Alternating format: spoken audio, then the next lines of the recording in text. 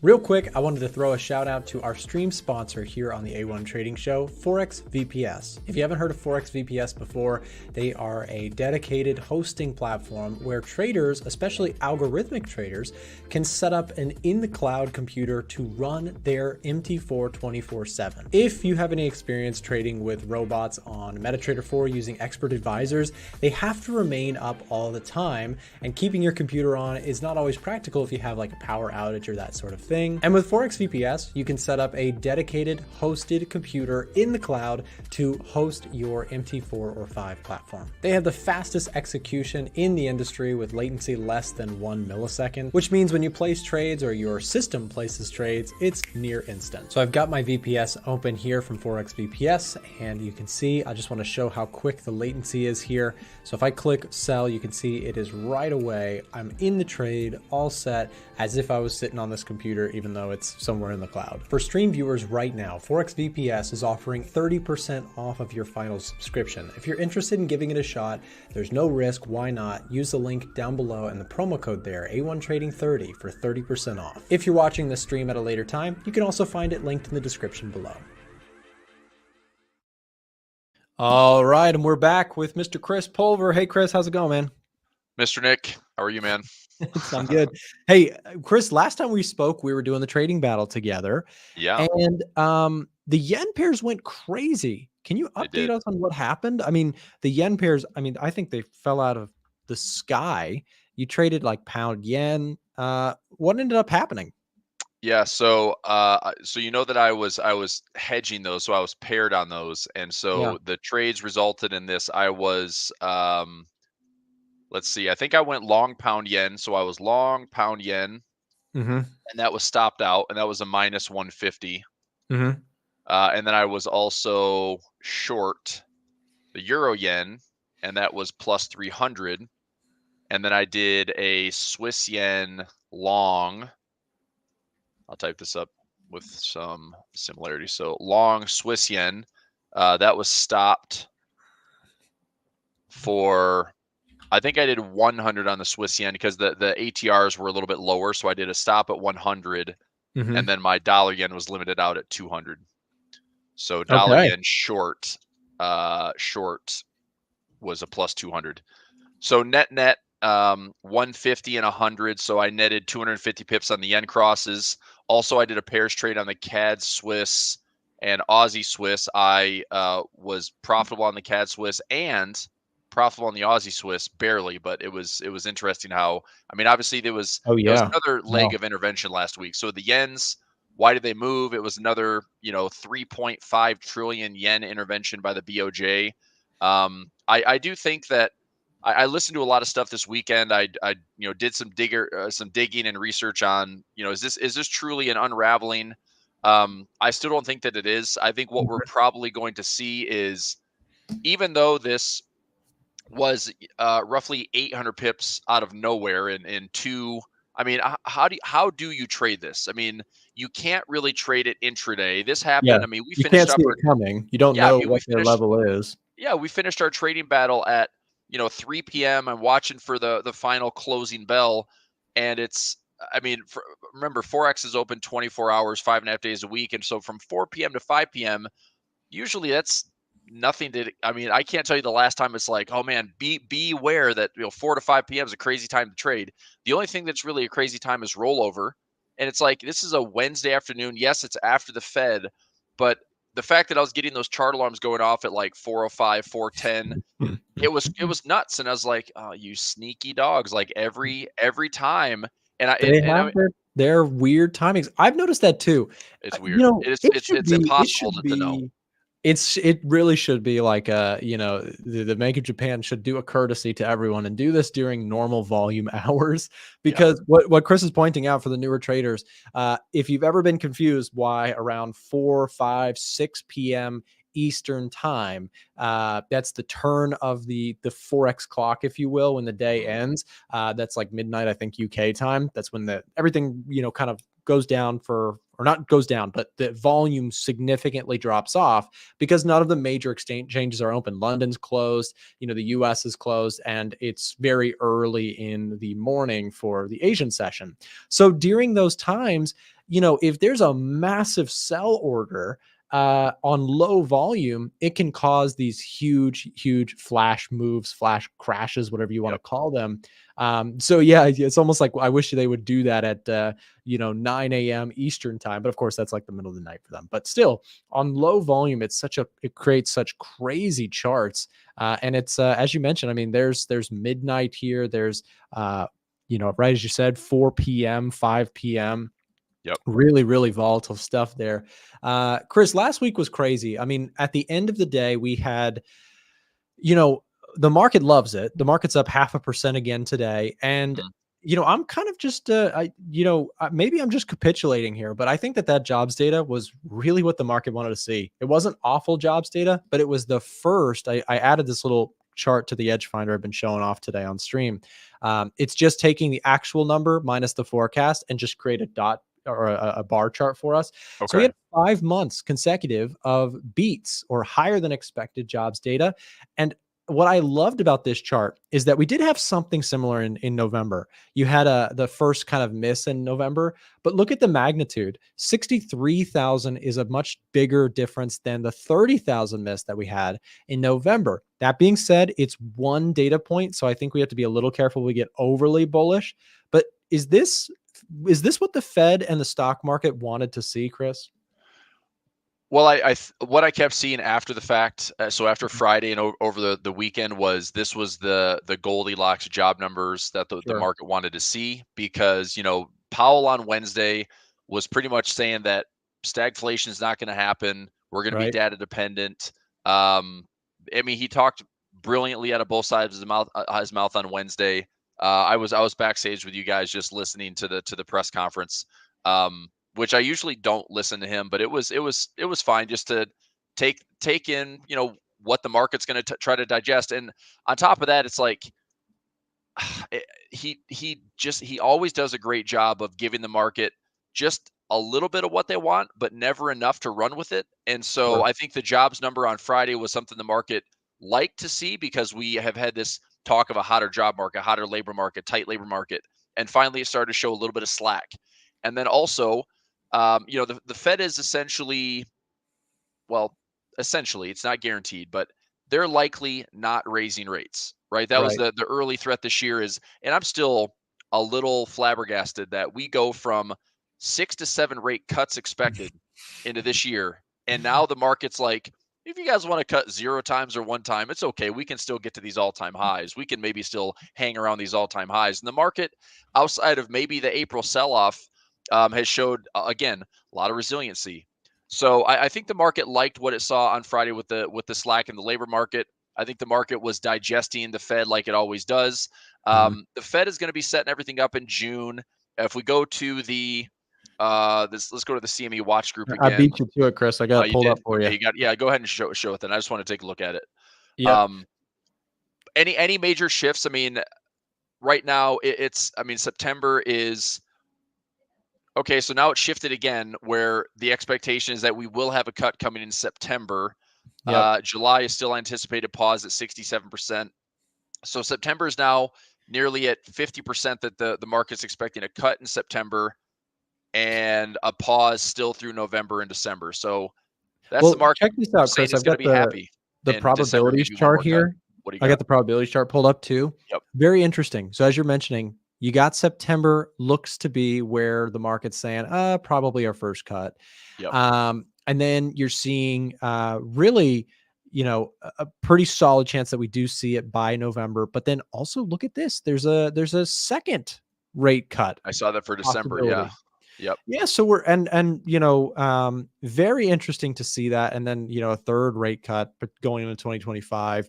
So, but again, as you just mentioned, Chris, this thing has been moving wildly. I mean, it has gone from 6 rate cuts down to 0, now up to 2. I mean, we have just seen this thing become violent, and it makes me kind of always just think, the idea that the market is just highly, completely efficient, it just goes out the window when you look at stuff. In my opinion, when you look at this stuff and you say, look, this, the Fed can't predict what's going to go on. How is the, They if they've cannot. got everything and they can't predict Yeah. it, then how is, anybody supposed to be perfect about it? How's the market supposed to be perfect?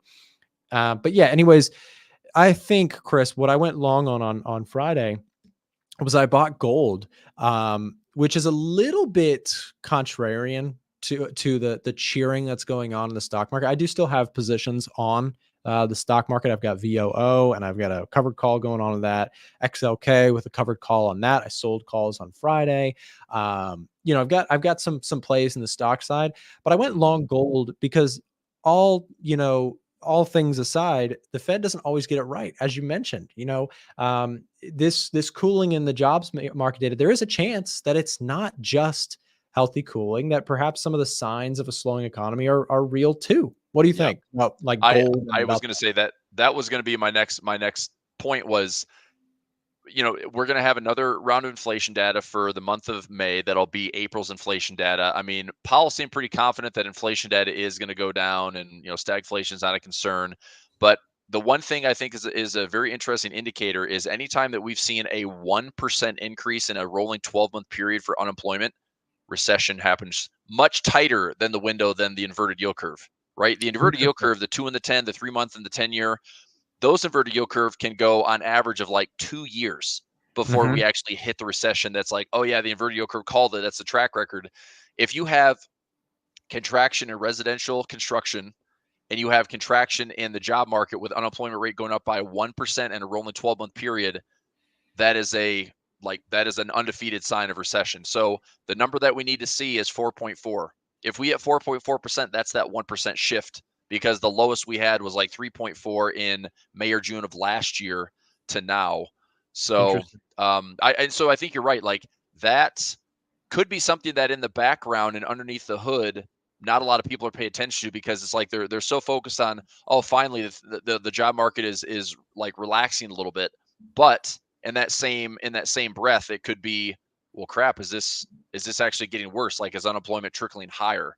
You know, Yeah. so It's it's one of gonna those it's gonna things. be It's really like, be fragile, careful man. what you wish for, Yep. like Yep. people who are cheering the idea of now, again, I'm not saying that number on Friday was a doom and gloom, this is the end kind of thing. It honestly was really what the market, as you mentioned, I did the same kind of research over the weekend too. It was pretty Goldilocks. It's hard to Yep. deny that the market is accepting and willing to say, hey, you know what, we need to see labor slow just a bit here in order to see that inflation come down meaningfully. The problem, Chris, is that the Fed doesn't get it right all the time. And so when you start to see the signs of slipping economic data, it's rare. It has happened, like 1995 is a great example of where they successfully pulled off a soft landing. But the idea that just a soft landing is guaranteed is dangerous, because that's what the market's priced for. The market is now priced very much for, we're not going to have any, major hiccups. This Fed is going to be able to pull it off. And I'm not saying Yep. that they cannot, but I'm saying that the Fed has a track record of not always, being able to pull it off. It's very hard stuff to predict. They don't know when interest rates are going to be exactly where. They also don't know exactly how the economy is going to reflect or react to their monetary policy either. So Yeah. And just got to and be careful. and one thing too that, we spend a lot of time talking about the Fed because everyone's watching the Fed and it's in your face every single month. The Yes. one thing that has kept this market going way more than the Fed is fiscal policy. Not monetary Mm, policy, but fiscal policy. That's the one thing that probably won't shift a lot in 2024. sure. Fiscal policy is going to stay very elevated. And I think what we're noticing is how much influence fiscal policy, in addition to monetary policy, have. So right Yes. now we have a Fed that's shrinking balance sheets, arguably tightening, since we've had one of the most aggressive rate hike cycles ever in the history of the Fed for the last couple of years. But yes, now the market's pricing a lot of stuff. We've had this crazy 5-month rally. I do think that. So here's my thoughts for this week, and I said this in my earlier session. We have 1,234 companies reporting earnings this week. We've already had the Mag 7s. We had the Teslas, which, went from 140 now to 180. Apple announced a record-breaking buyback program, so Apple got the market all excited last week. Amazon had good earnings. Google and Microsoft had good earnings. So we've had the Mag 4 mega caps, top 5 companies lift the market higher. I think this is a chance for the broader market to also show that it's not the S&P 5, it's the S&P 500, and see what else can actually land with positive forward guidance with decent earnings. Because if we don't get market breadth in earnings this week, then I feel like it can easily fade right back down to where we started. I still think technically I'd like to see if I go to when we were talking about gold, I bought gold at 212. I bought GLD at 212 last week. Oh, nice. If we go to the SPY right here, I mean, we're trading at 514.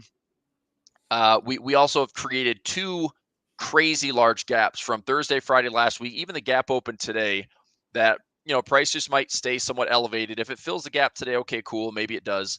But again, if we just drift higher all week, or we drift higher with gaps all week, we test the highs, I don't see how we can go into summer trading with crazy bullishness.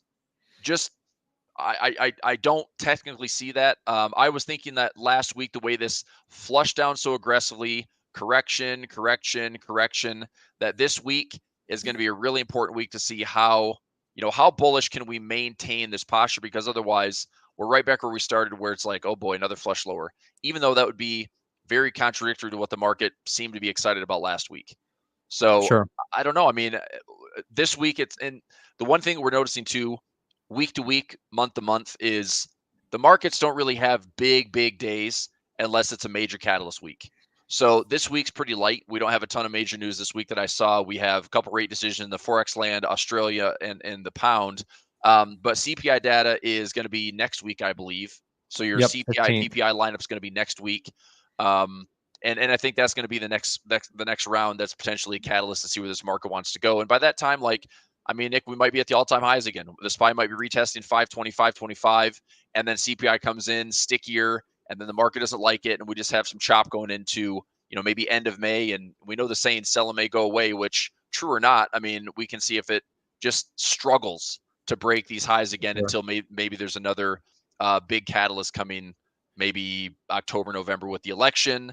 I don't know. I think there's a good number of reasons that you could see just a period where we don't just resume back to the straight up move. I think the invincibility feeling that the market had going into 2020, end of 23 and into 24, I think that's cracked. I think that there will probably be more consolidation in the coming few months than in the previous. And that's not stating anything outrageous. This is just a incredibly outsized performance. So I'm not saying anything super hard or super impressive there. It's probably going to have more normalized returns going forward than it has in the last few months. Normalized returns means you get dips and you get pushes, and over the long span of time, you're up 8% a year. So I think that, we've had a huge run already, but 8% per year. Here's another thing, Chris, I'd be curious, I'm sure somebody has this data.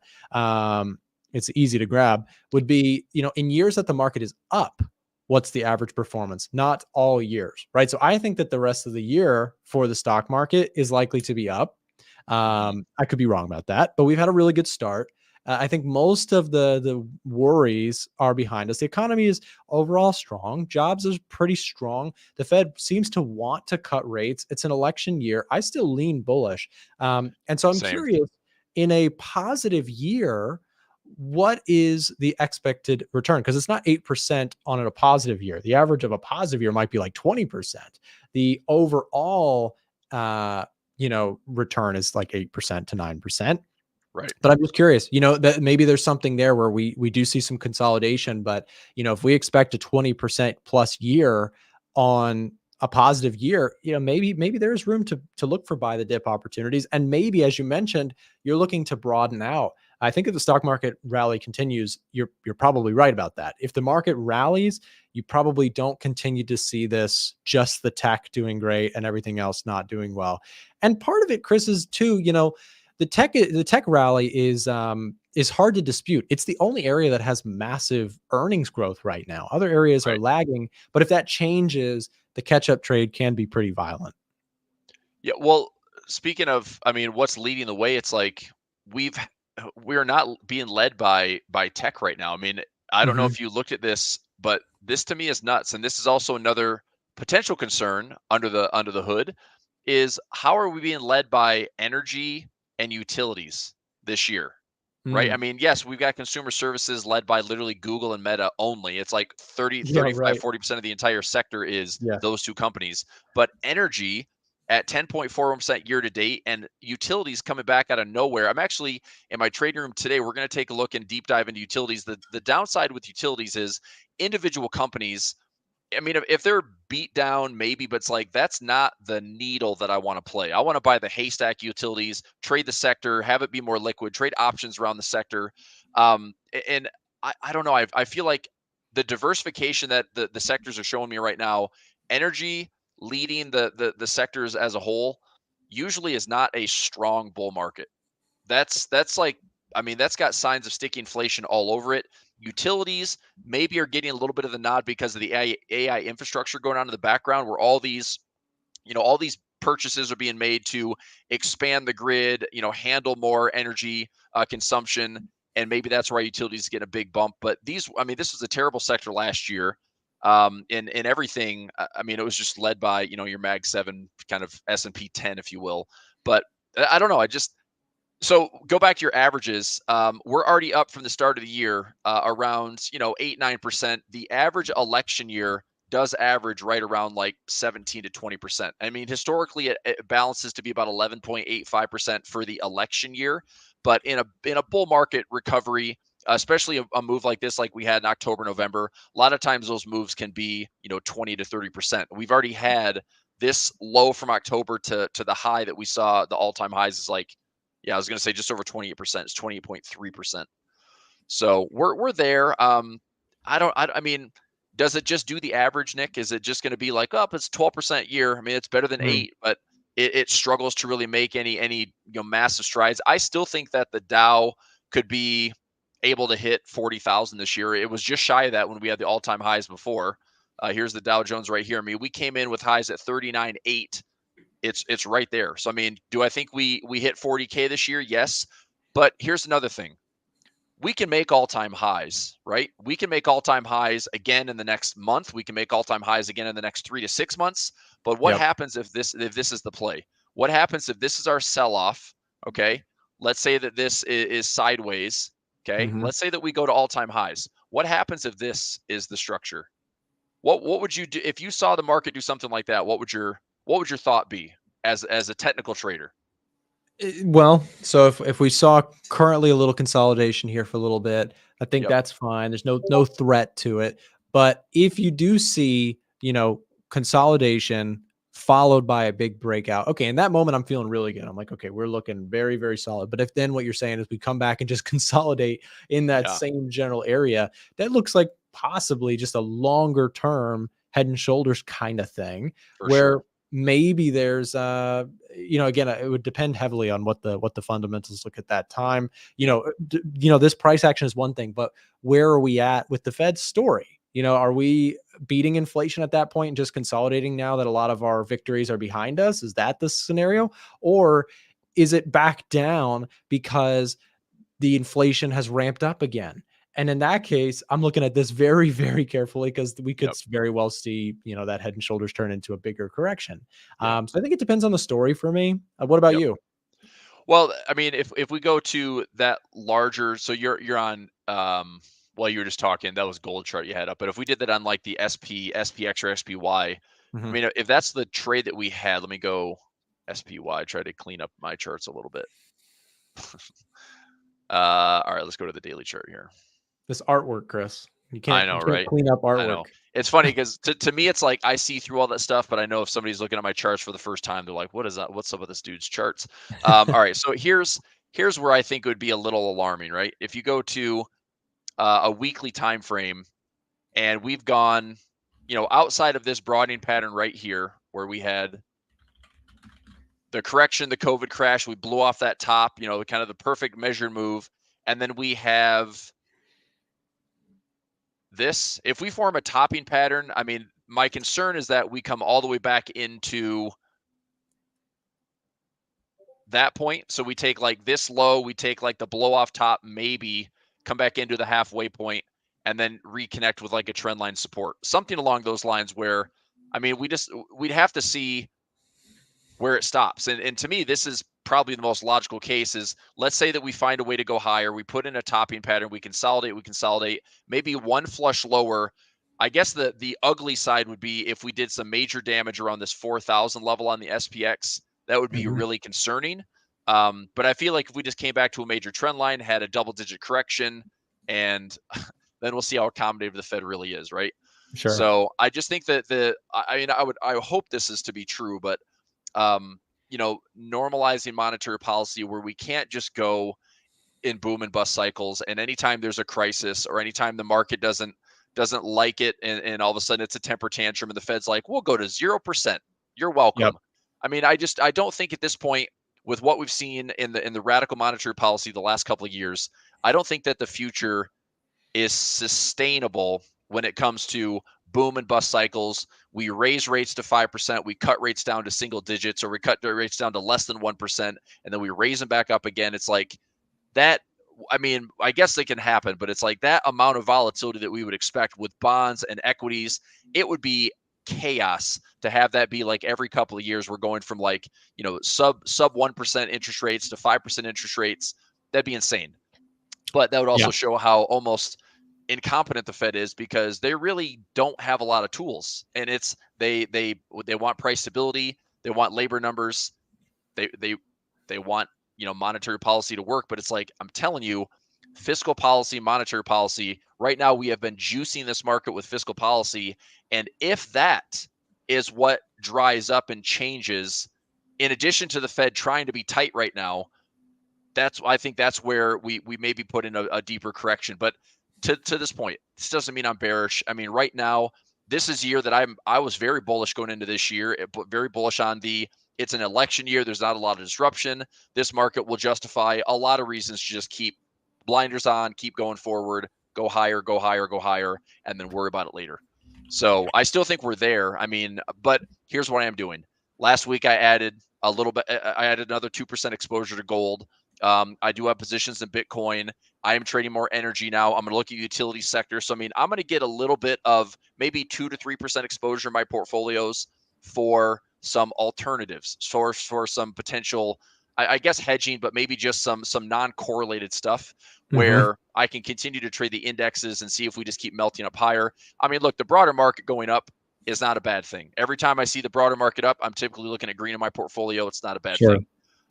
So that's what I'll keep, grinding on. But and Chris, I just want to touch on the gold. You mentioned one of the reasons I think gold is up a good bit too. Here's the thing. Chris mentioned that he's looking for uncorrelated assets, and Chris is not alone in that. So is the Chinese, central banks around the world. There's a lot of desire for, you really don't have, if you have $1 bajillion, that's not even a number, but if you have stocks and you have bonds and you have gold, you don't have that many options to diversify. Like, really, these two things in the last couple of years, they move together. So, there's one beautiful thing about gold, and that is it has low correlation. Look at the historical correlation. Gold has low historical correlation to this. So when people see the stock market trading at high multiples and they see tech is just, where everybody is crowding into a trade, and they see in the last few years what can happen to the bond market is not immune to horrible, horrible crashes. The bond market, look at TLT and, tell anybody that there's no risk in bonds, and look at what happened here. There's a peak to trough is a 50% drawdown on what's supposed to be just a safe haven spot to park your money. And so you look at all this and you say, okay, you have stocks, bonds, and gold. Bonds have shown recently that they can be terrible. The stock market is red hot, but maybe if you're not wanting to put all your eggs in one basket, as it's had such a crazy, as you mentioned, fiscal policy run, gold starts to look really attractive. And also, I saw this thing, and this is where I can start to become my, inner perma bull on gold. the price of gold may look expensive, but it's actually quite cheap, historically speaking, to its purchasing power over the centuries. Yeah. A century ago, you could go buy, I don't have the stats in front of me, but you could go buy a house for like X number of pieces of gold, ounces of gold. Now you can buy a lot less house for that same amount of gold. The point is, Right. over the very long term, gold has a track record of retaining its value. And so it may move a lot in the meantime, but I believe that there is a large catch up trade that is due for gold. And whether that happens now or another period of time, could be now or 5 years from now or whatever. I think over the long term, gold is going to catch up and retain its long-term purchasing power that it's held throughout human history. So, there's an argument longer term. That's why I'm a perma bull on gold, generally speaking. I think it's undervalued despite where it's at. Sure, people freak out and say, oh my gosh, 2,400, but that's just a number on your screen. What's the value of gold if the stock market falls apart? Right. It's suddenly going to be 5,000, suddenly going to be way higher than where it currently sits. Is that fair? What do you think? It's very fair, and again, I mean, we have no idea, but I think for most investors, savvy investors, funds, managers, whatever, I think it would be wise to have like a 3 to 5% exposure, because what we don't know is like, I mean, I would say that the gold move we've seen thus far has been somewhat. You can take the screen back on your side, Nick. I'm just going through a couple of trades right now. Sure. The gold side, I mean, I wouldn't call this move from, the break above 2000 to, 2200 on a quick sprint. I wouldn't Mhm. call that parabolic, but I think what people don't understand is, let's say that gold turns into cocoa. Yep. Like, Yep. I mean, I'm just telling you, like, let's say that gold goes to 5,000, 6,000, 8,000, 10,000. What happens? What happens to that 3 to 5% exposure? That could be the reason that you save your entire portfolio Yes. because of the speculation run on it. But that little bit of exposure makes all the difference in the world. I mean, if you take, and by the way, did you see what Coco did last week or the last couple of weeks? We went from like Yeah. 11,000 spot to like Yeah. I eight. pulled up this chart. Look at that crazy Yeah. chart. So it finally did what we saw. I mean, lumber was the big talk in 2020, and lumber was up, same thing, parabolic, and then it crashed. Yep. Um, I This I is was really I actually shocking. listened to a podcast this weekend, and I was curious, like, could I look at cocoa futures? Is it time to take a trip? I don't know. I feel like I'd be playing with fire if I wanted to jump into cocoa, but Yeah. um, I just don't know enough about it. I'd have to study it, to be honest, but it is a very interesting chart. Just a parabolic rise and then fall. yeah, Also, really quick, I just want to touch base. We got 300 people watching us on Twitter right now. I haven't nice. streamed to Twitter in a while, and people just like you, Chris. I think it's just your headphones. They like your headphones. That's what it is. Yeah, Anyways, they like the pilot look. yeah, they like the pilot look, pilot Chris. Real quick, I'm going to back out and give you guys a stand. I got to move on with some stuff here. But before I do, let me just call attention. If you guys are watching us live on, Twitter, YouTube, wherever you're watching us, the A1 Trading Stream, my channel, we're going to drop a link here in the chat to Chris's YouTube channel. Please do me a favor, help us out. He comes on here voluntarily. He's helping to add to the community. Click this link, subscribe to Chris wherever you're watching. And if you're on Twitter, is it at Real Chris Pulver? Is that right? At Real Chris Pulver, that's correct. Yep. All right. At Real Chris Pulver, guys. Make sure to go follow him. I'll leave you guys to it for a little bit and enjoy the cocoa chart. Thanks. See All ya. right. Hey, Chris, what's up? Frank, I feel like you want to jump into some Palantir, dude. I do. I want to look at some options plays for the week, and All right, sounds good. I didn't want to interrupt your cocoa trade, but No, so here's what I wanted to show on it. I'm not joking. Like, I was considering if I go to Cocoa Futures here. So we're at 7,684 from a push all the way up to 11, almost 12,000.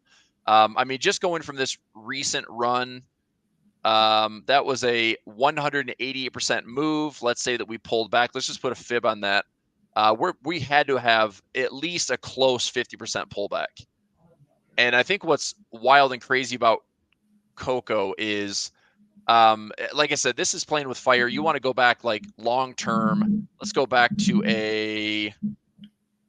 I mean, we could go to like the multi-year chart. Let's just go back to the monthly chart, see how far back my history takes me. So this goes back into the 1980s. I mean, this is what makes Coco kind of crazy, because we've never seen these highs before. And something tells me, here's about the only way that I would trade this, okay? Right now, you missed it. Like you missed the run up, you missed the run down, and I just think it's been more of like a storied futures product. But I would say there's two ways to look at this. If this has like the dead cat bounce and you want to try to short this again, that could be an opportunity. Or what I was looking at, I put this in my phone when I was listening to a podcast. If we came all the way back up here to retest these highs, I'd be more interested in looking for some type of double top and just trading this back down. So I'd say for me, if I'm watching the technicals, I might get a chance to participate in this a little bit. But I would say also don't be surprised if we just go all the way back down to where we started and it's right back into some type of historical averages where all of a sudden it's like, well, that trade's done. And if you had some and you won some, great. If you didn't, I mean, worst case would be people left holding the bag trying to take, Cocoa futures to infinity. But Well, do you anyway. know why?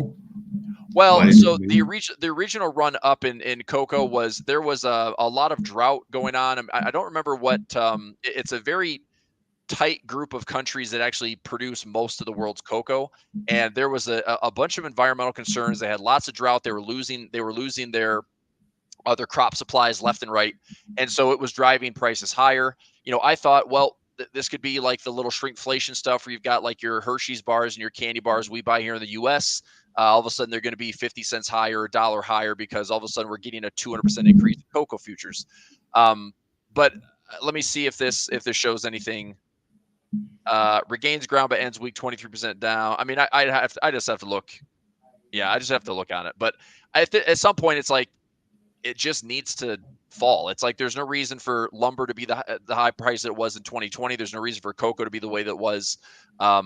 So at this point, like I think the market's already made its move, and we'll see what's next. But like I said, if I'm going to trade this, I will look to see if maybe we come back in and have another flush lower and take it technically, or we come back up for a resistance level and see if that level sticks and we trade it down. But otherwise, if it goes straight down, I just miss a trade. So no big deal. It's just thought it was interesting that last time I checked, cocoa was up $1,000. It was up to $1,000, and now it's cut that in half. So there's your 50 to 60% retracement of that crazy run.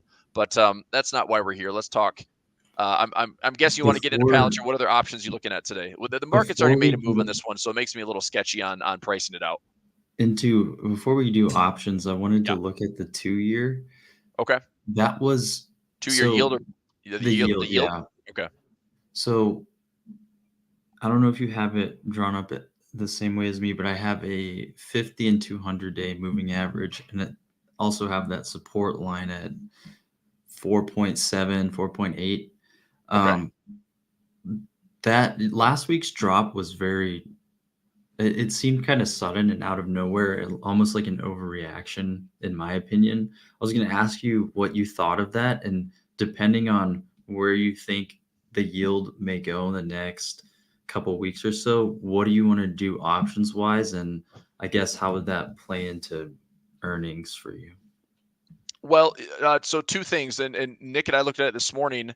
If we go back into the Fed rate tool, the big shift that we saw is the expectations now is that we're looking at 2 rate cuts this year, which is different than looking at it last week and different looking at it the week before. If we go, let's go September. So this was like 50, 60% last week that the Fed was not going to do anything in September. And this has already shifted to now first rate cut. Mark is expecting it in September. Now we have September and then we have November. So check this out. September is now anticipating the first rate cut for the year. November is going to be during the election cycle. This is still going to be the same. If they cut in September, they pause through November, but look at December, another cut.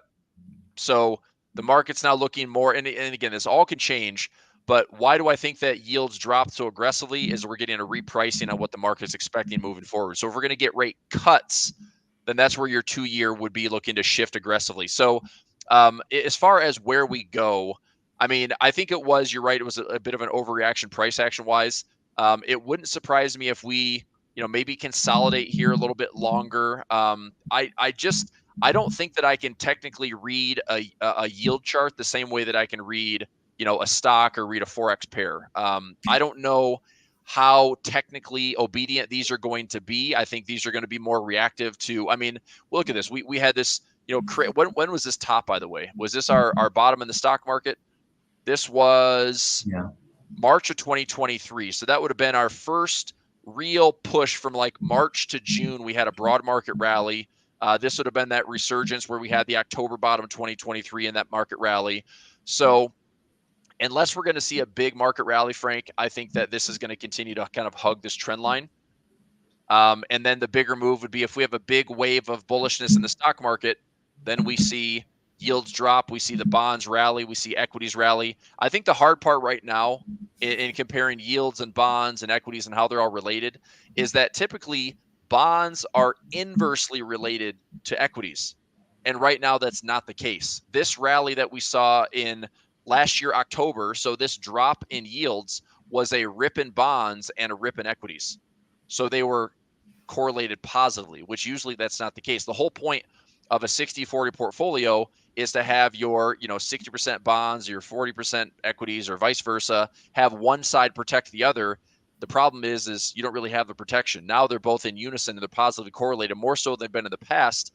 And so unless we get a big move in yield one way or the other, which I don't see yields doing this, and I don't see yields doing this, not right now. So I think, to answer your question, I think we're going to go into some chop suey over the remaining months, and it's going to be, when is the market all excited about something more dramatic? If we have a big drop in yields, when would this be the case? Logically, to me, this would be September, November, December, somewhere in that window, because if we're going to see the Fed is cutting rates, we still have fiscal policy, we're going through an election cycle, whatever that election result looks like, maybe the market likes it, maybe it doesn't.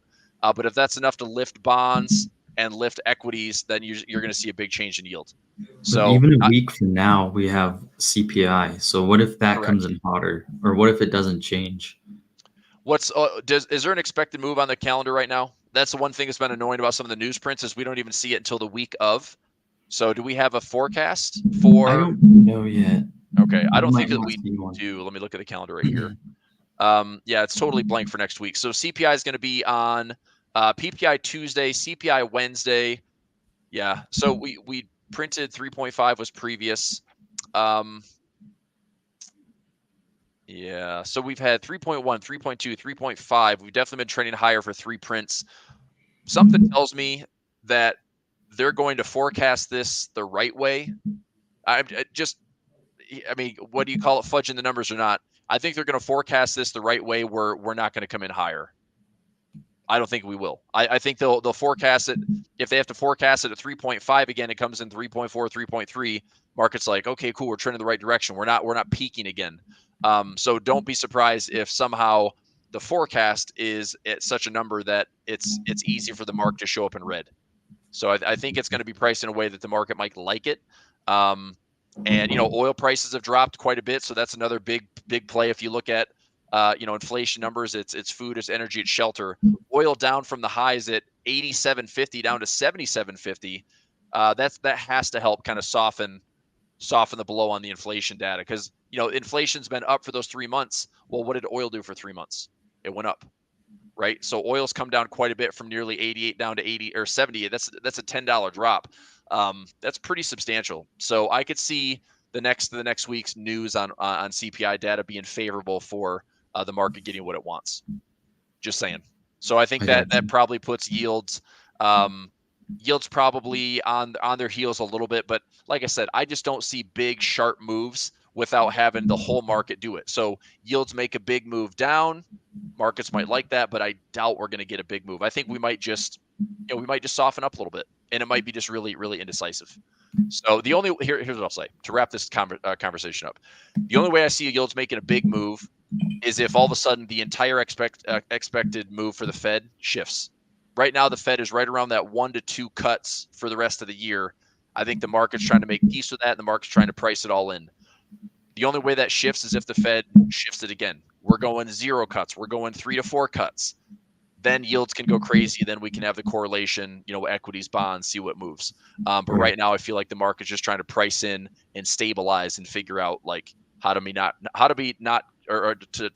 be caught off guard. Does that make sense? Yeah. No, I got you. That's my thoughts. So basically a good, even if it comes in lower, it's going to be a good low, and it's going to be better than what people are going to price it in at. So yeah, I want to see something. Well, now we're at this. You got me curious over the weekend if I saw some big shifts in. Let me go to schwab.com. I'm going to look at pricing in some. Oh yeah, so for PLTR, the Yeah. move today is already 6%. Probably more right now. It's coming down a bit from today's highs, but Okay. so looking at its average move after earnings, and it's moved 6% before earnings. Do you think that plays into the total move already, or does it only account for post earnings moves? Well, this should always be post earnings. So, what Frank's talking about is this. So, Palantir has earnings after market today. It's already. Let me go to earnings history. So, I gave you a number that was pretty conservative. I said 20%, and here's why. So you go back 10 earnings, 12.5, 12.96, 16, 16, almost 17, 18, almost 19, 17, 20, shows the average of 22.75. Now, even having a 20% move on a $24 stock is not going to be a huge mover. It's going to be, I think I priced in what, 491, almost $5, right? Something like that. So I'll say this: if we have, for the expected move, if we have a let's do a 17.5% just to be conservative, okay? So if we do 0.1750, that's 17.5% times the stock price, which right now the stock price is 24.82. Okay. So times 24.82, that's a 434 move. If we did the 20%, that's a $4.91 move.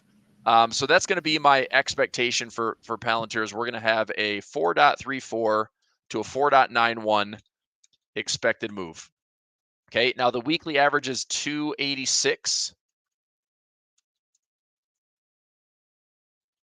And that's without earnings. That's without Catalyst. And then the expected move that I see, according to Tasty and the IV rank this week, is going to be about $3.50. Right. So somewhere in there, 286 is on the low end, which is the weekly average. We have a Catalyst this week with earnings, along with 1,200 other companies. So there's enough out there, broader market, to possibly see good or bad. So here's what I'm saying. I try not to get inundated with like all the guts, but it's like, how many times does Palantir hit the expected move? So as long as we can get 17.5%, 20% would be better. So that's probably a safer way to get it. So let's compare how many times in the last 10 earnings reports have we hit 20%. My StreamYard just cut out. Okay. You still hear me? Yeah, I can hear you. Okay. All right. So if we get 20%, we'll say that checks the box. So we have 21 right out of the gates. That's good. 17 to 20, that checks the box. 2 to 5 to 14, 14, 14, 19. That one does not qualify. 19 to 23, that one's fine. 12 to 21, that one's fine. 1 to 11, that one doesn't work. 14 to 16, that one doesn't work. And 13 days later gets to 20%. That's too far. I know that I'm not trading my options out 13 days. If anything, I'm going out to this Friday, the 10th, which is only like a 3 to 4 day expiration. If it went out to the 17th, that's a monthly expiration. We might buy ourselves that, 5 to 8 day window. But you can see here that pretty much within the first 1 to 5 days, we're getting the numbers that we want. 17 to 21% right there. 11 to 15 to 21% right there. 3 to 9 to 14, 14 there. Okay. So I have 6 yeses. Okay. We have 6 yeses and we have 1, 2, 3, 4 no's. Doesn't mean this is a crazy high probability, right? So it's about what I expect for earnings. It's 6 and 4, 5 and 5, 7 and 3. Rarely are earnings like super easy to predict. The hard part right now is that prices already started to make a move. Plus, we had a gap higher. So on the average weekly move, we're kind of pushing the threshold of like pushing much, much, much higher. But like we saw with, Apple, like we saw with Google and Microsoft, Tesla, even, I mean, we can certainly blow away the expected move. I'm looking at like a $4 to $5 move. Palantir could somehow go $6 or $7 or $8 and have a 1.5 to 2 standard deviation move. It's all that's possible with earnings. And that's why it's exciting. It doesn't mean it's a guaranteed trade. It doesn't mean it's always going to work. But if the market does something that it's over expected, That's great, because if you're long those options, you can actually grab some nice profit. So we've hit it 6 out of 10 times, which is pretty solid. And when it does print, it's almost immediate. So I think as long as we priced out something on Palantir, where let's go to the trade right now and take a look at it. Like I said, I would feel more comfortable if we did it to the 10th. It's today, so we have Tuesday, Wednesday, Thursday, Friday. We'd have a 4-day to expiration move. You saw on that report that the 1 to 3 to 5 days, it's either there or it's not. Usually It's within almost that, immediate. Yeah. right. A lot of it's like immediate reaction. So I would feel pretty comfortable going out to the 10th and saying it either works or it doesn't. Plus, this also will reduce the cost of the option if we do it out to the 10th. So here's your $3, and this literally this morning, this was $3.49. Now it's dropped to $3.34. But if I did we're at the money at $24.86. If I did a 25 and a 24.50. So here's the nice thing, right? Even right now with this move, if I bought this, and I think I'll take this trade, Frank. So I could do a straight up straddle. If I have the strike price is different, this would be a long strangle. I could do a long strangle for 331. The expected move is 333. If we have earnings give us a $4 move or a $4.50 move, that allows me to make some dollars regardless. And we don't have earnings yet. Now, where does this get ugly? Well, right now at 24.83, if we push back down to fill this gap at 23, I guess at this point we're at 24.83. You're probably hoping that this thing gets up to the highs at 27.60, right? Now that would be about a $3 move to the upside. I'm paying $3.30 for it, right? So I think what's safe to do on this is try to sell like a double standard deviation, I guess a 2 standard deviation move. So if we expect $4, if I sold something at like $6 or $8, so let's do a 25. If I sold the 30, okay, and then the 24.50, and I did a 19.50. If I sold both of those, now I could get in this trade for 285. I'm going to cap my profit at 214. I guess if I didn't want to cap it, then I go up to something. 25. That'd be 5.5. That's 550, 650. Maybe like the 750 move. And then down here, 24.50. If I go like $7 or $8, I'm getting nothing for the sell side, but I'm giving my long position a chance to run in the event that we have like a 1.5 to 2 standard deviation move. So if I went to, let's say, a 17.50, okay, so I pay $3.20, which doesn't save me a lot of cash. It saves me 10 cents. But now you can see that my profit potential is much higher. So my max risk is what I pay for the debit. My max profit would be if we go full upside, I can still make $4.80, and that's net. So this would actually be trading for what is that? Close to $8. If we're trading close to $8, we walk away with 481 credit. I think I'm going to take this trade, dude. Wait, so now you're looking at a 17.5 sell put, and then you're basically, and then 33. So I'm going 7.5, 7.5 on each side, or I guess 7.5 and 7. 450 and 25. Yep. So you're expecting. Let's see. So price has got to move. It's got to hit under 21.5 or something, and then correct. Also has to go so higher. If we go to 29, I'm making money on this trade. If we go down to 21 or 20, let's say $20.50. So basically I need a $4 move. If I get a $4 move, I'm making money, period. And I think the probability of that's pretty high because I've already calculated based on earnings at 17.5% to 20% to 22%. We should get like a $4.91 move or maybe a $5 move. So as long as I'm paying less than $5 for this trade, probability of getting a $4 to $4.50 to $5 credit's pretty high. So I'm going to take the trade. So I'm going to get in here 321.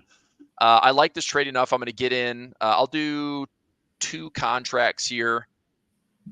2 contracts. And let me go into, I'm going to put this in everyone's account. So this will be, see if I get here for 320. If it fills, I'll do a unanimous order for everybody. Filled at 320. Okay, cool. So I'm going to take that trade, clone that, and put it elsewhere. So similar. 9732 there. So I'm getting in for 320. Similar. 8051. Working. Come on, bro. Why didn't that fill? The spreads, maybe? 8051. So this is 3. I'll probably bump it up by 1 penny there. 321. Come on, you turds. 322. All right, filled at 322. So now similar. All right, get these in the other account. So it's going to be just a slight couple of pennies off. Jeez, Pete's. Come on, dude. So 322. So you're getting in at 320-ish is what you're saying? 320, 322 here. This one's going to feel like 323 probably. 323. I'll try a similar order there. I mean, it's not a big deal, but I try to get, as universal a fill as I can. 7634.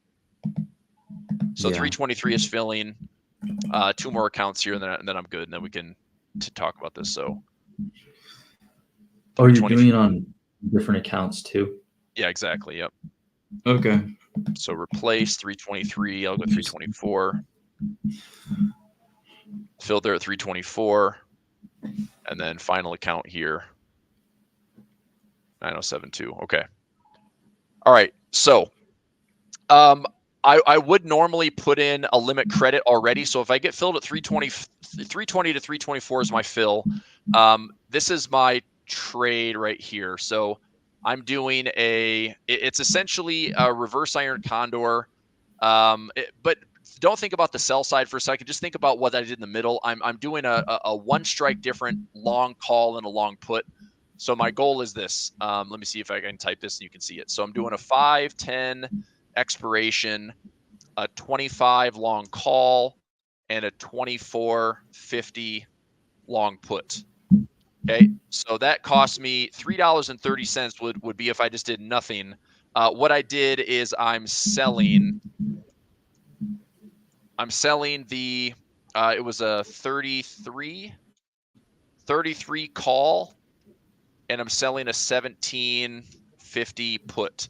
So that gives me at least a bracket to say that I'm capping my profit, but at least what it helps me do is it shaves the cost down a little bit. So my net debit was $3.23 roughly. So 320 to 324 was my net debit.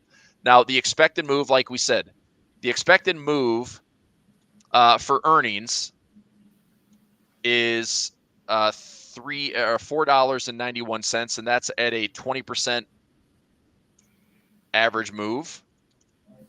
The actual mean was 22.91, which is going to make that a bigger number. The conservative move was 17.5, which makes this around $4.30. So 17.50 makes it around a $4.34 move. The 22.91, if we did the math on that, that makes it over $5+. So why did I take the trade? Well, if we get on average what Palantir is capable of doing in an earnings report, if it does the expected 20% and we push to 491, I have room for my $3.20 debit to push an extra $4.50 or $5. That gets me paid on the trade. That's all I'm trying to do. If I get paid on the trade, so here's what I'll say. By tomorrow, by Wednesday, I'm looking to see if Palantir has a big move up or down, and it gets me paid, $4 profit, or I should say from my 320 debit, if it's trading at 415 or 420 credit, I'll take the dollar. A lot of these earnings plays for me, I like the 15 to 25% take profits. I don't want to set the credit at that right now, because if we have a big move and all of a sudden this is trading at $30 tomorrow, then $30 would put me up roughly $5 of credit, and I take my 320 debit, I collect $5 of credit, walk away with $1.80. Maybe I make 40 to 50% of that investment. So that's what I'm looking for. Probability is decent. It's we're paying essentially the expected move, but because of the earnings catalyst on top of that, let's see if it's a positive or negative. I will say this: I'm just looking at the chart. It'd be great is if Palantir, as we look at this tomorrow, if we have a big move and it opens up here and then it fades to fill this gap, I could care less. What I'm looking for is if we can get above this high with a open tomorrow, then that's enough to get me paid a decent amount, and I'll walk away tomorrow opening bell and be done with the trade. Yeah.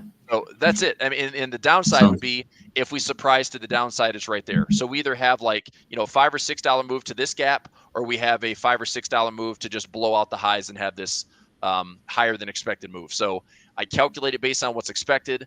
The pleasant surprise would be what helps me make more money a little bit faster, if that's the case.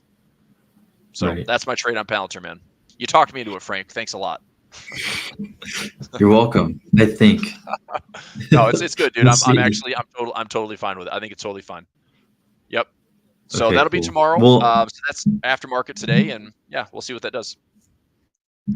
I have another question too. I don't know if you have to go in your stock We'll room go a yet, few minutes. but Yeah, I'll start my session at 11:15. Let me get into Telegram this can real be quick. really quick. It just has to do with Apple. So Okay. we saw a great performance from it last week, but its earnings was very strange. The sentiment around Yes. it was strange. I didn't like it.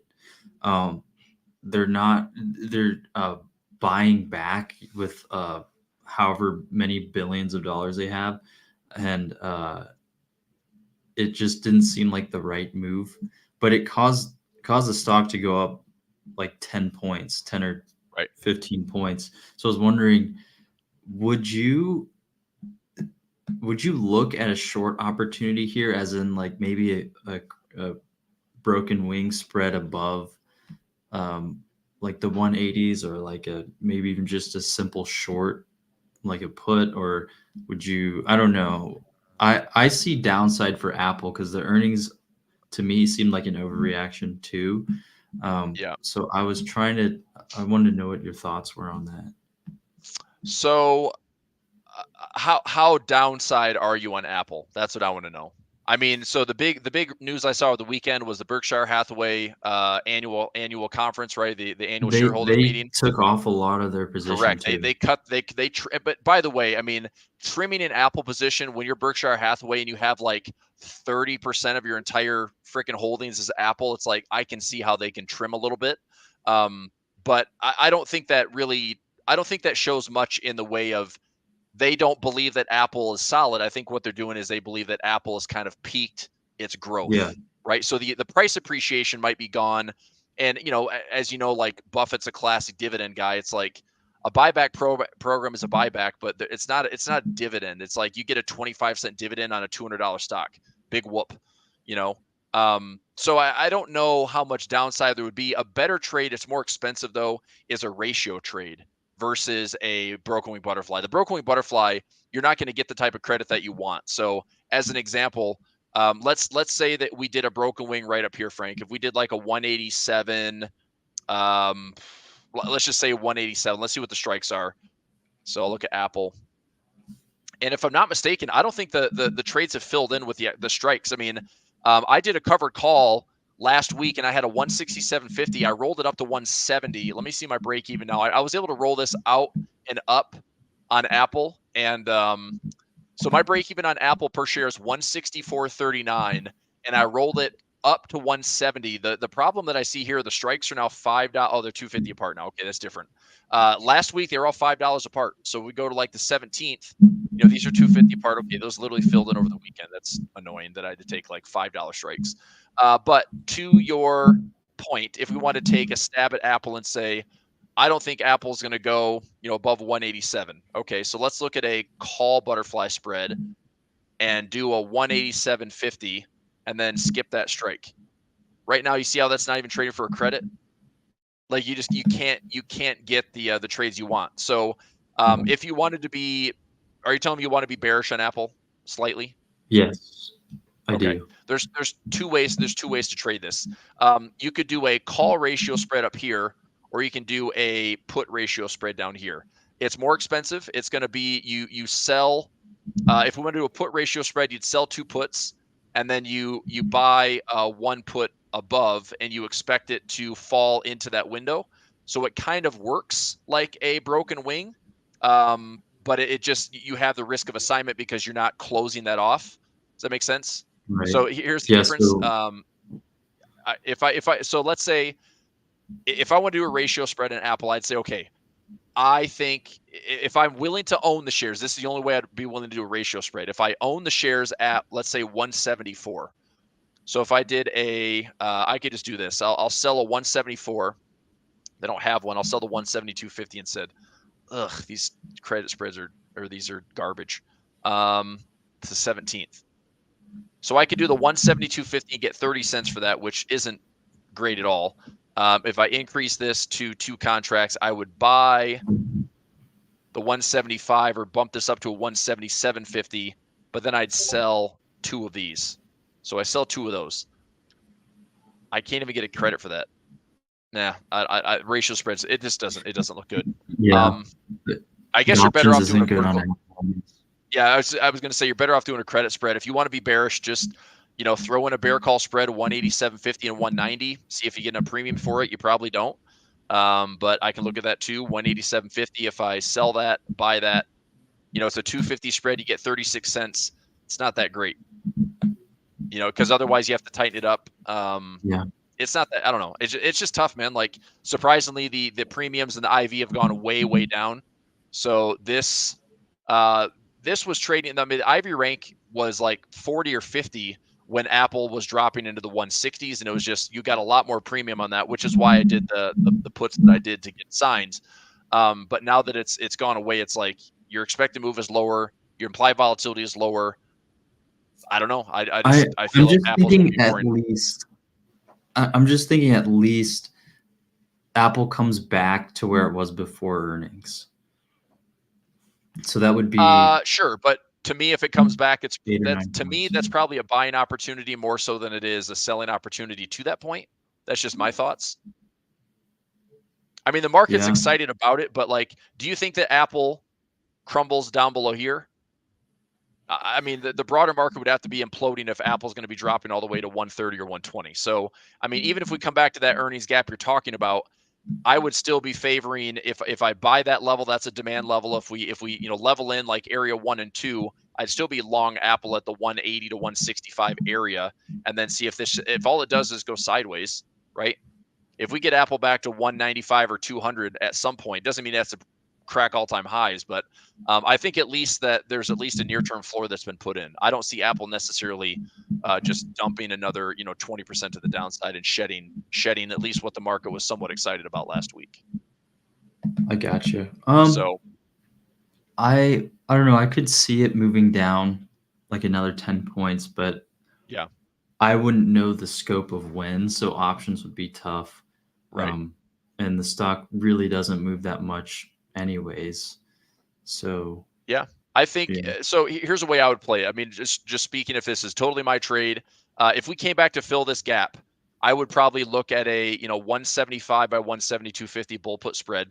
Try to get $1 or $1.25 out of a 250 spread. I think that's totally reasonable, and that's one way to kind of catch that demand zone. If we come down to this level, a 165 by 162.50, just do a bull put spread. Same thing, collect $1, $1.25 out of a 250 spread. It's a good trade. It's a stab. It's defined risk. If you win, make your money. If you win, you make your money. To the upside, if we somehow come up here, I would also consider a bear call spread a little bit higher. Sell the 200 by the 205 or the 202.50. So I would just stick with pretty simple credit spreads at this point in time, because you're not getting the premium around. I mean, if you just did like a naked put, okay, fine. But if you're doing like the ratio spread, it's asking a debit. When a ratio spread is all day long, it's usually a credit. Burrowing butterfly, usually it's a credit. I can't get them to price out. I'd have to go up much further in time, and I don't really want to do that on either of those trades. So, yeah. So I don't like it, is what I'm saying. One more thing before we go. I was just curious. Yeah, one more thing before we go. The other potential stock, and you and I can talk about this more offline, would be there's earnings on Uber. There's earnings on Lyft. Lyft is obviously much cheaper than Uber. Uber's hitting all-time highs.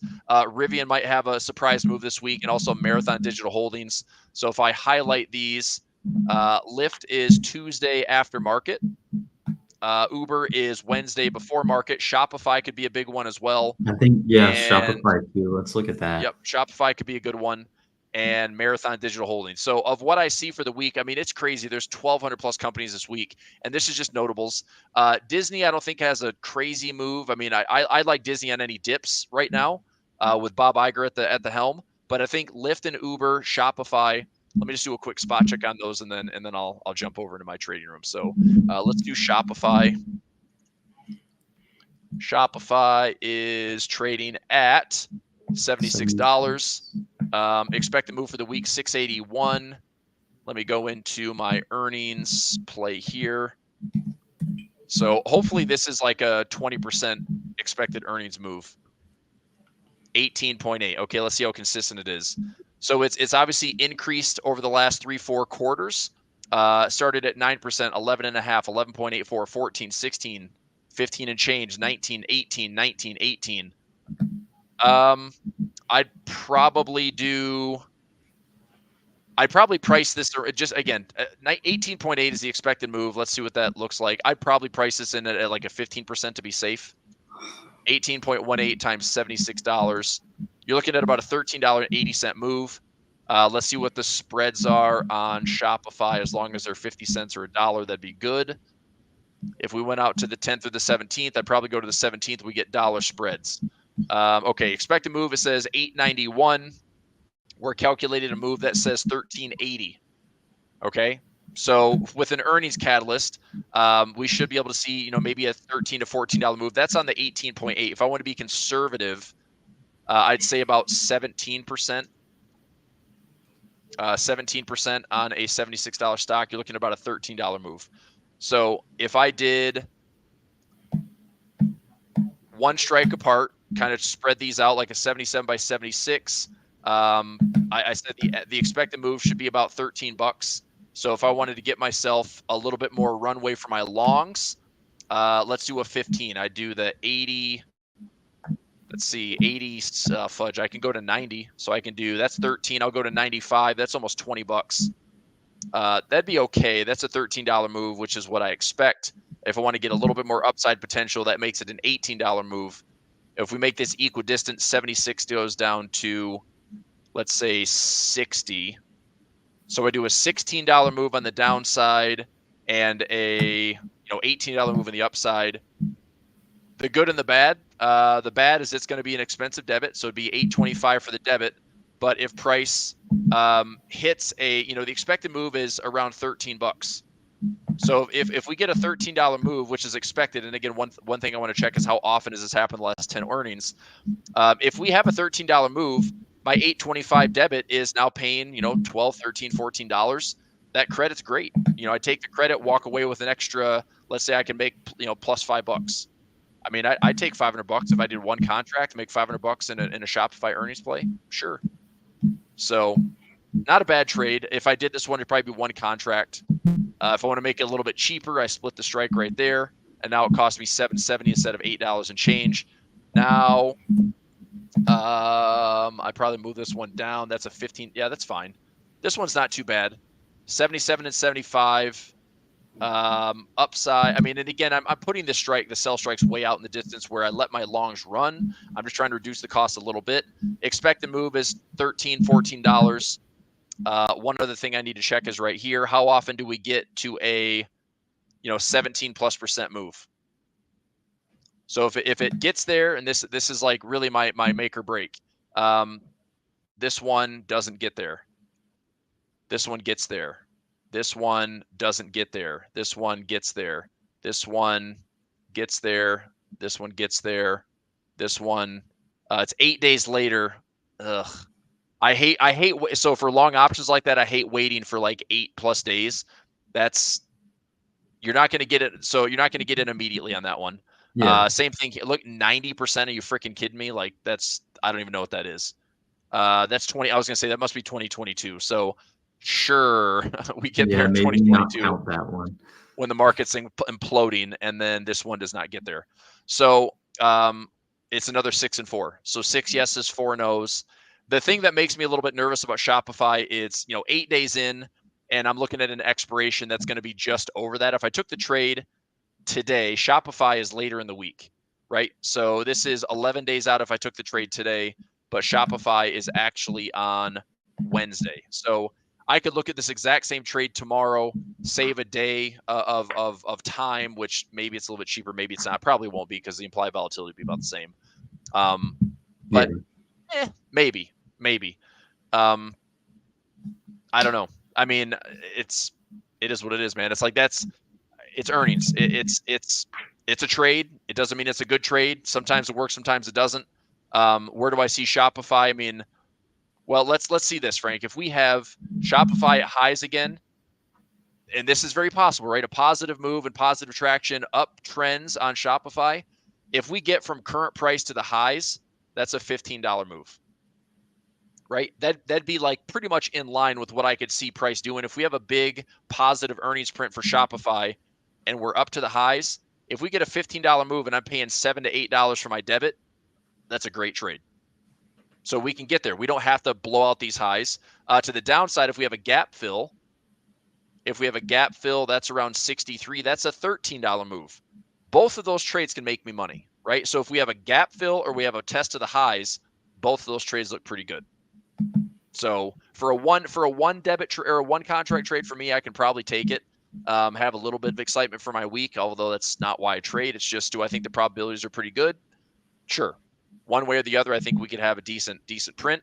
I mean, earnings wise, we've been doing okay on Shopify.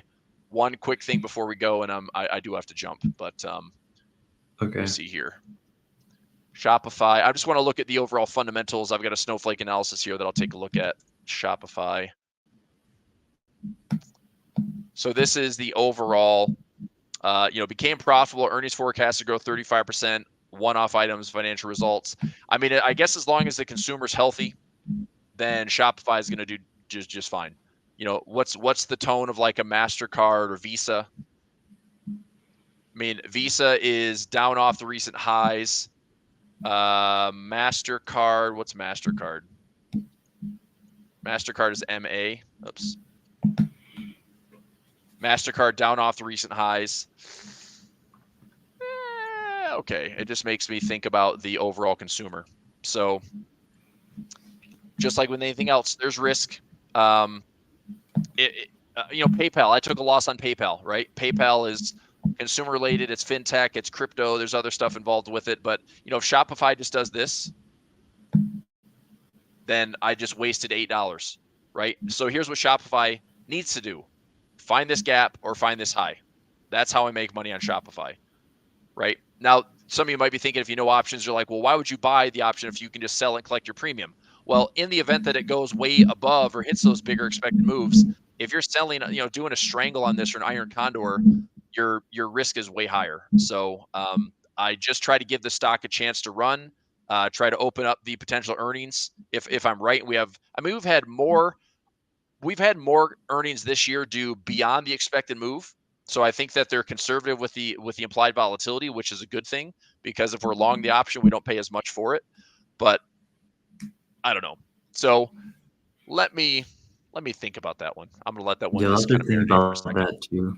Yeah. So I don't love. I mean, anytime it's like a $1 debit, or I'm sorry, $10, $20 debits, I tend to like really make sure that I'm confident that I've got a pretty good trade. So yeah. Anyway, but Palantir's in, bro. Cool. Well, I'm gonna look at Palantir too. Okay. I feel better about that one than Shopify. So I mean, it's way cheaper. I mean, yeah. I mean, Shopify. I still think Shopify is worth taking. I just might see if I can play around with those legs a little bit more. I obviously I can tighten it up. I can make it a little bit cheaper. But if I go out to the 10th, or I'm sorry, if I go out to the 17th to next week, then I do have to pay for more time. And on my sell sides, I mean, I have to, if I tighten it up too much and those values change, I won't hit max profit until next week.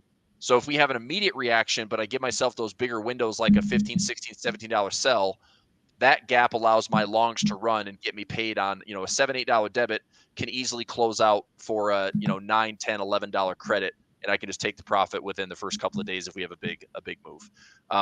Worst case scenario is, Shopify hits the earnings and all of a sudden it's trading at $80. You're like, man, it's supposed to be like a $13 move and it went $5.